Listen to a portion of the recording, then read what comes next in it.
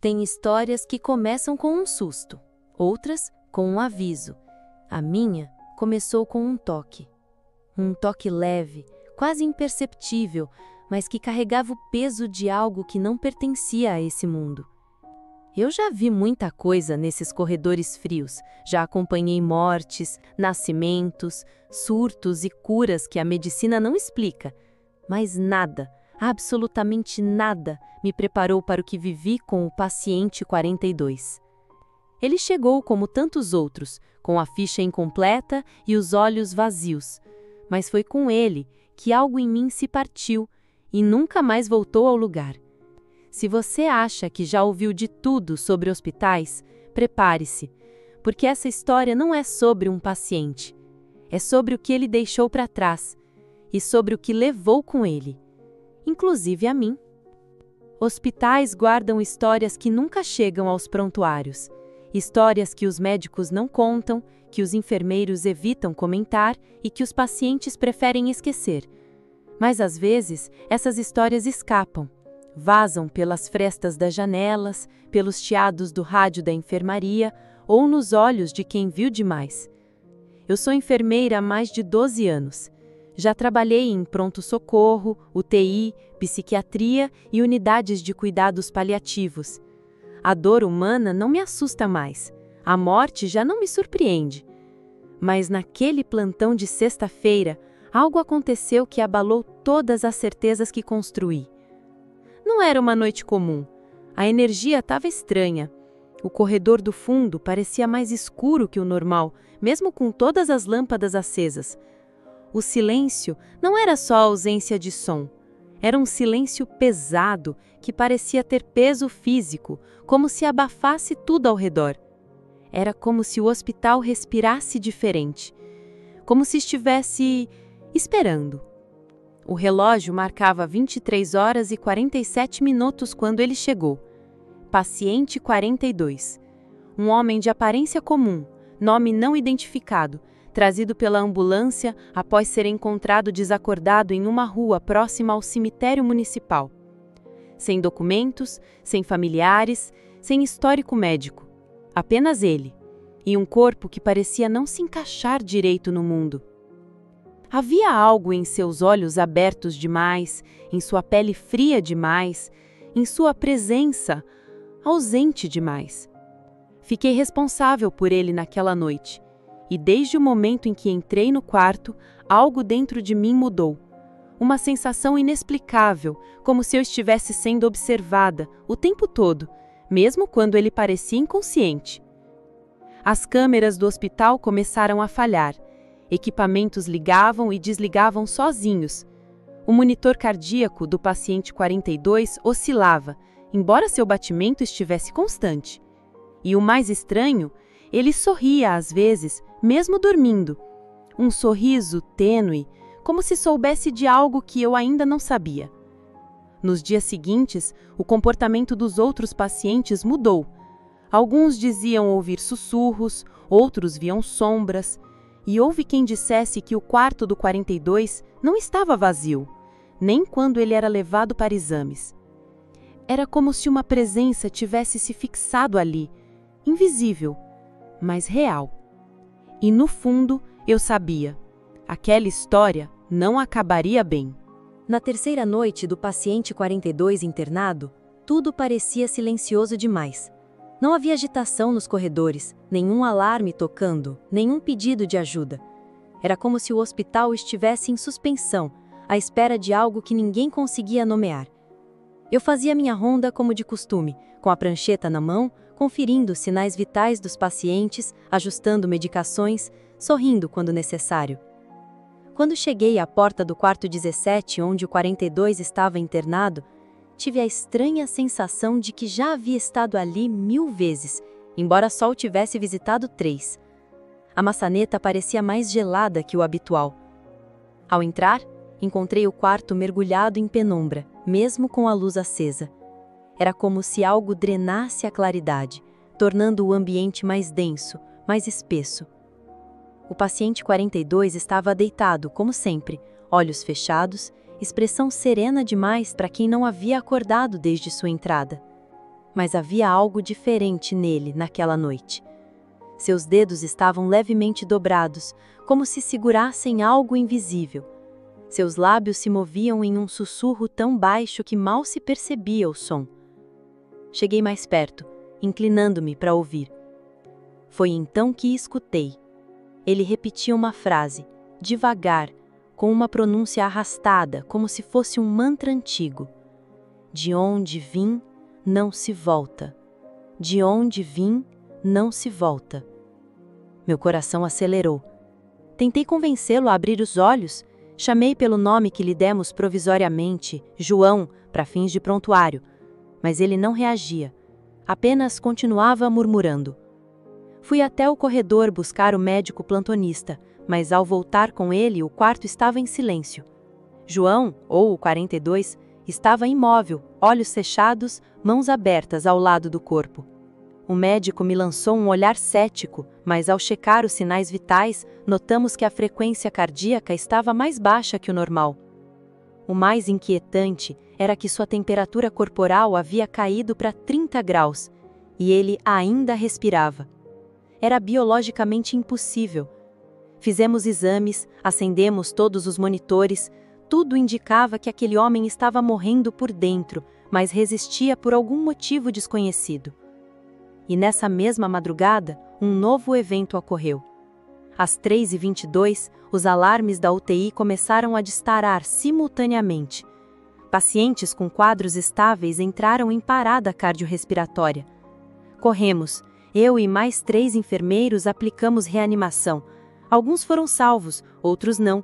Mas todos os que tiveram crises graves naquela madrugada tinham uma coisa em comum. Seus leitos ficavam na mesma ala do quarto 17. A conexão era perturbadora. Depois do surto, voltamos ao corredor e foi quando vi. Por uma fração de segundo, uma sombra estava parada diante da porta do quarto 17, alta, esguia, com contornos borrados como fumaça em forma humana.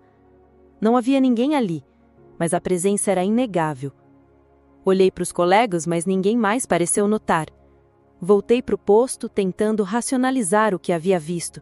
Talvez fosse o cansaço, talvez fosse apenas imaginação, mas quando verifiquei novamente as câmeras de segurança, o vídeo da hora do incidente estava corrompido. Tela preta. Um chiado sinistro no áudio. Nenhum dado recuperável. O diretor do hospital alegou que era falha técnica e mandou reiniciar o sistema, mas aquilo era apenas o começo. Nas 48 horas seguintes, o comportamento do paciente 42 mudou. Ele passou a abrir os olhos, mas não parecia enxergar. Ficava encarando o teto como se assistisse a algo que nós não podíamos ver. Não aceitava alimentação, não emitia mais sons, não piscava. Apenas estava ali. Um estado que não era vida, mas também não era morte. E então vieram os relatos dos funcionários. Técnicos de enfermagem diziam ouvir batidas no vidro, mesmo quando os quartos estavam vazios. Uma auxiliar jurou ter visto um vulto se movendo no espelho do banheiro. Um médico residente pediu transferência depois de acordar 2 noites seguidas com marcas de arranhões no braço, embora estivesse dormindo sozinho em um dos dormitórios. O hospital tentava seguir normalmente, mas todos sentíamos que havia algo estranho no ar. Algo que vinha se espalhando, como uma névoa, invadindo lentamente cada sala, cada corredor, cada silêncio. Na noite de sexta para sábado, um segurança desapareceu durante o turno. Seu rádio foi encontrado caído ao lado da sala de máquinas. As câmeras que cobriam aquele setor estavam fora do ar, desde as 23h17, o mesmo horário em que o monitor cardíaco do paciente 42 mostrou um pico inexplicável de atividade.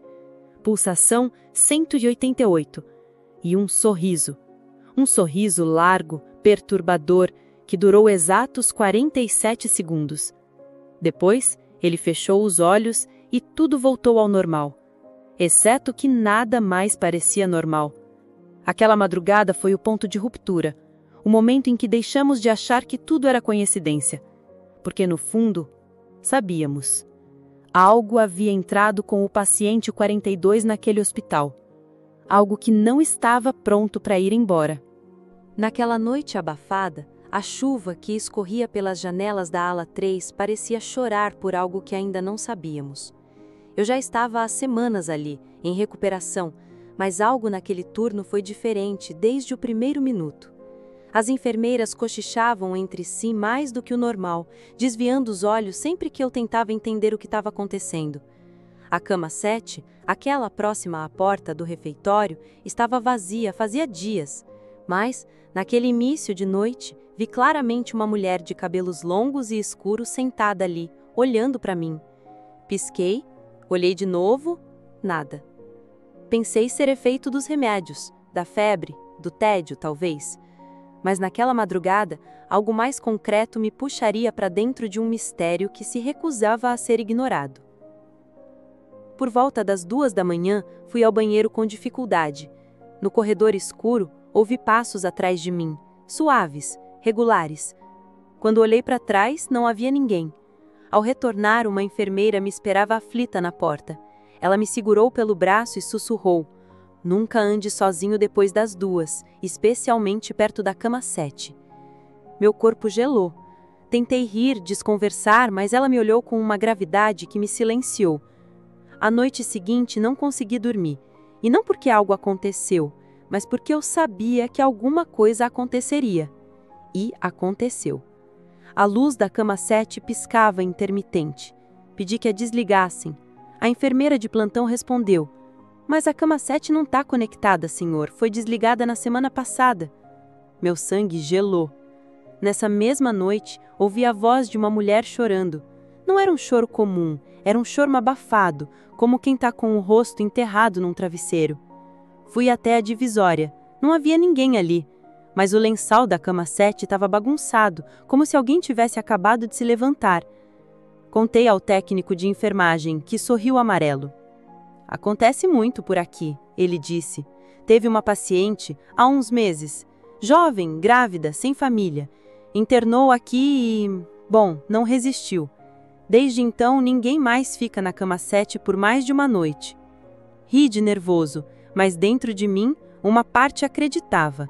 E essa parte começava a crescer. Na noite seguinte, a mesma sensação.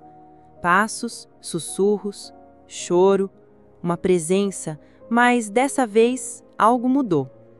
A cadeira ao lado da cama 7 estava voltada para mim, não como se alguém tivesse apenas deixado ali, mas como se alguém tivesse sentado e me observado por horas. Comecei a anotar os horários. Os sons vinham sempre entre 2h07 e 2h17, exatos 10 minutos, sempre com a mesma sequência. Passo lento, barulho de tecido se arrastando, choro abafado e, por fim, silêncio absoluto. Pedi para mudar de quarto, negado, ala lotada. Comecei a rezar. Nunca fui de fé, mas a sensação de que algo ali implorava por ser ouvido me corroía. Até que, numa noite, cedi ao impulso. Às 2h06, sentei-me na cadeira da cama 7 e esperei. O ar esfriou de repente. Meus braços arrepiaram. Senti uma mão gelada pousar sobre meu ombro. Não vi nada, mas vi tudo. Memórias que não eram minhas invadiam minha mente. O cheiro de hospital, o medo, a dor de um parto que nunca chegou ao fim. Vi a moça, jovem, olhos tristes, vestida com a camisola azul da maternidade. Ela não dizia nada, mas seu olhar gritava. Queria que eu visse, queria que eu soubesse. Voltei para minha cama em choque. Acordei com um bilhete na minha mesa de cabeceira. Papel fino, escrito com letra tremida.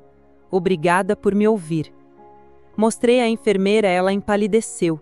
Disse que aquele papel pertencia ao antigo prontuário da paciente da cama 7, que havia desaparecido do arquivo há meses. As noites seguintes foram silenciosas. Nada mais de luzes piscando, de choros, de passos, como se aquela presença finalmente tivesse encontrado paz. Mas eu não. Eu fiquei com a história, com os fragmentos de uma vida que não era minha, com a sensação de que a morte às vezes só precisa ser reconhecida, e de que existem dores tão profundas que nem mesmo o tempo consegue apagar. Desde aquela noite, carrego comigo algo que não sei explicar, uma certeza estranha de que nem todos os mistérios querem nos assustar. alguns só querem ser lembrados. Foi quando a nova técnica de enfermagem chegou no plantão da noite que tudo começou a mudar. Ela era jovem, recém-formada, com olhos cansados, como se já tivesse visto mais do que sua idade permitia. Seu nome era Lígia, e desde o primeiro momento que pisou naquela ala, o ambiente pareceu estremecer. Não foi um vento, não foi um som. Foi algo interno, como se os próprios corredores da enfermaria reagissem à sua presença. Lígia não era exatamente carismática, mas havia nela um tipo de magnetismo denso, sombrio, impossível de ignorar. Quando perguntaram se ela já tinha trabalhado em unidades fechadas, ela apenas respondeu: "Já estive em lugares bem mais escuros que esse." Naquela mesma noite, algo interrompeu a rotina. Por volta das 3 da madrugada, o monitor cardíaco da cama 6 apitou por um segundo e parou, mesmo com o paciente dormindo profundamente. O mais estranho, não havia ninguém por perto. O cabo não estava solto, nenhum alarme real, apenas um aviso breve, como um sussurro eletrônico. Lígia se aproximou do leito com uma serenidade inquietante. Olhou para o paciente e disse em voz baixa, quase como uma prece invertida: "Você está quase livre, não é?" Ninguém soube ao certo o que ela quis dizer. Nos dias seguintes, os eventos se tornaram mais intensos. Um paciente da ala ao lado acordou gritando, dizendo que tinha visto uma mulher parada no canto do quarto, com a roupa de enfermagem ensanguentada. Outro, em estado terminal, afirmou que conversava todas as noites com uma enfermeira chamada Letícia, o nome da funcionária que havia morrido meses antes durante um plantão de surto psicótico. Mas ninguém sabia disso além da chefia e alguns veteranos. Como aquele paciente sabia? Foi então que as câmeras de segurança começaram a captar imagens inexplicáveis. Sombras passando entre as camas, aparelhos ligando e desligando sozinhos. E o mais perturbador, em 3 noites consecutivas, Lígia aparecia no canto da imagem, olhando fixamente para a parede, mesmo estando escalada para atender outro setor naquele horário. Quando confrontada, ela apenas dizia: "Tem coisas que vocês ainda não veem, mas elas veem vocês." Nesse ponto, os relatos dos profissionais aumentaram. Uma enfermeira pediu demissão após ouvir uma voz no vestiário chamando por ela usando o apelido que só sua avó falecida usava. Um técnico desmaiou no elevador após sentir mãos geladas segurando seus ombros. E o paciente da cama 6, que antes estava estável, entrou em coma repentino, sem explicação clínica. O diretor do hospital foi chamado. Reuniões foram feitas, mas os dados clínicos continuavam limpos. Nenhum erro médico, nenhuma falha elétrica, nenhum motivo racional. Apenas o silêncio pesado e a presença cada vez mais inquietante de Lígia, que agora passava a maior parte dos plantões calada, anotando em um caderno preto que ninguém nunca teve coragem de abrir. Até que um médico novo, cético, resolveu confrontá-la. Perguntou diretamente: "O que você está fazendo aqui?" Ela sorriu e respondeu: "Estou ajudando os que ainda não conseguiram ir, e alguns dos vivos estão entre eles." Foi a última vez que ele apareceu no hospital. Esse ponto marcou uma virada. O medo deixou de ser apenas algo comentado nos corredores, tornou-se parte da rotina. A enfermaria já não era só um local de cuidado, era um espaço de tensão, onde o inexplicável se instalara com residência permanente. Ela entrou na sala com o coração disparado. As luzes estavam apagadas, como de costume, e o ar parecia mais frio do que o habitual. O silêncio era denso, quase sólido. Ao fundo, o monitor cardíaco de um paciente fazia aquele bip constante, ritmado, que mais parecia um aviso de que algo estava prestes a acontecer. A enfermeira havia aprendido a confiar em seus instintos, e naquela noite, tudo gritava dentro dela para que não estivesse ali. Mas o dever falava mais alto. Ela era responsável, e os pacientes não podiam esperar. Caminhou até o leito da paciente do quarto 17. Era uma senhora de 89 anos, lúcida, mas com um histórico de delírios noturnos. Ao se aproximar, percebeu que a idosa estava sentada na cama, olhos abertos, encarando um ponto fixo na parede. A enfermeira se apresentou suavemente, como fazia com todos, mas a senhora não respondeu. Apenas levantou a mão, devagar, e apontou para a porta atrás da enfermeira. "Ele está aí de novo!" sussurrou a paciente com a voz trêmula. A enfermeira se virou de imediato. Nada ali. O corredor escuro, vazio, mas a sensação de estar sendo observada era forte, como um peso invisível sobre os ombros. Ela tentou manter a calma, dizendo para a paciente que estava tudo bem, mas a idosa não desviava o olhar nem abaixava o braço. Era como se visse algo que não estava no plano físico, como se o tempo tivesse congelado entre as duas. A enfermeira foi até o corredor, olhou para os lados, acendeu a luz. Ninguém.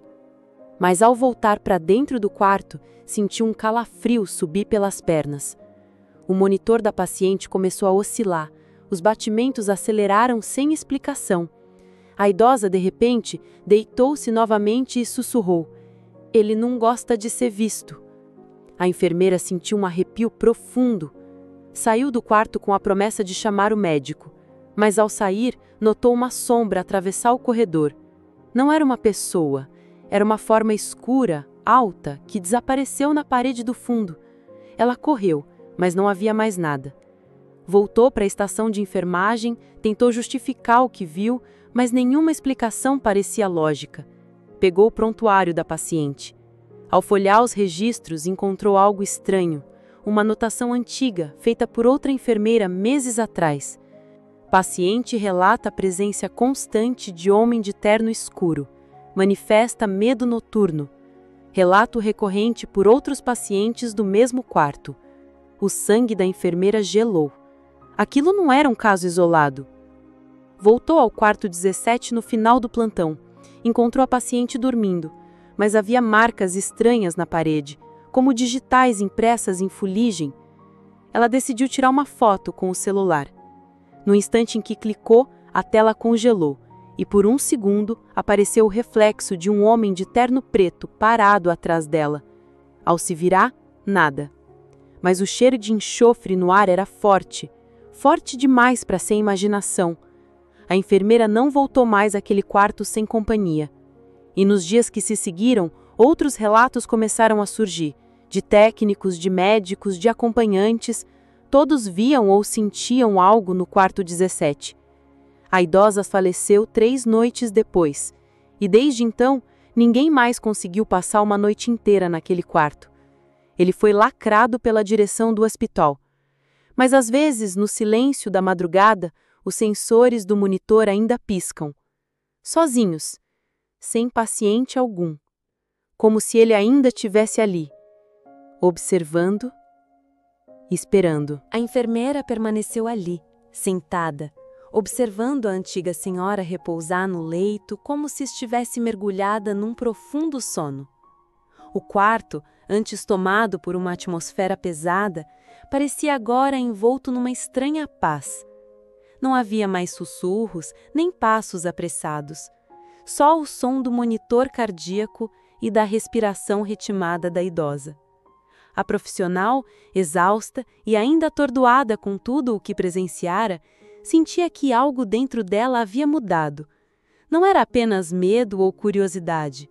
Era como se, pela primeira vez, ela compreendesse a finitude e os mistérios que cercam a alma humana.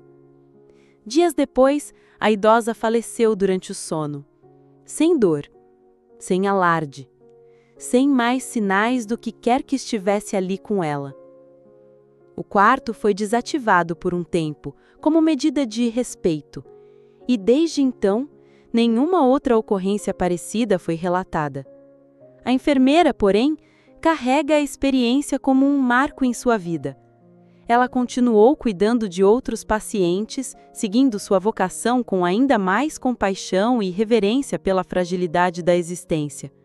Mas jamais voltou a cruzar a porta daquele quarto sozinha, porque, mesmo sem provas físicas, ela sabia. Sabia que havia presenciado algo que ia além da compreensão racional e que nem todas as histórias terminam quando achamos que acabam. Algumas simplesmente continuam em silêncio, observando, esperando e às vezes se revelando apenas para aqueles que têm coragem de olhar. Há coisas que a ciência ainda não explica. Há lugares em que o tempo parece parar. E há momentos que ficam gravados na alma como cicatrizes invisíveis. A enfermeira aprendeu que nem tudo pode ser controlado, diagnosticado ou previsto. Que por trás dos prontuários, das rotinas e dos protocolos, existem dimensões sutis onde o inexplicável sussurra. E que às vezes, esses sussurros gritam para serem ouvidos. Ela refletiu sobre a solidão dos pacientes, sobre como a morte chega, silenciosa, às vezes acompanhada de presenças que escapam ao nosso entendimento. Pensou no olhar da idosa, na presença invisível, nos vultos que não deixavam rastros. Tudo isso a transformou. Ela entendeu que ser enfermeira não é apenas cuidar de corpos, mas também acolher almas. Compreendeu que o hospital é também um portal, de entrada, de saída, de passagem, e que alguns quartos carregam histórias que se recusam a morrer. Desde aquela noite, ela nunca mais foi a mesma. Tornou-se mais sensível, mais atenta, mais humana, e passou a respeitar não só a vida, mas também os mistérios que a cercam. Porque no fim, talvez o maior ensinamento não venha dos livros, nem das máquinas, mas do silêncio.